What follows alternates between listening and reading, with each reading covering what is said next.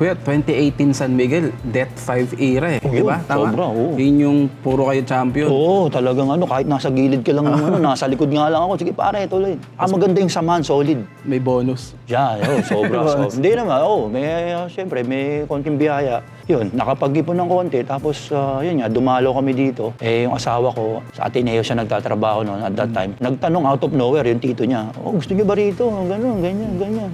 Siyempre, hindi kami makapag-decide nung sabi, amoy muna kami.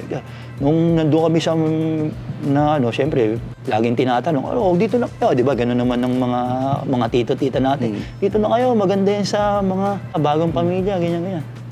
So, nung uwi kami, kapag isip-isip kami, ikaw, gusto mo ba doon? Gusto mo, mauna ka muna.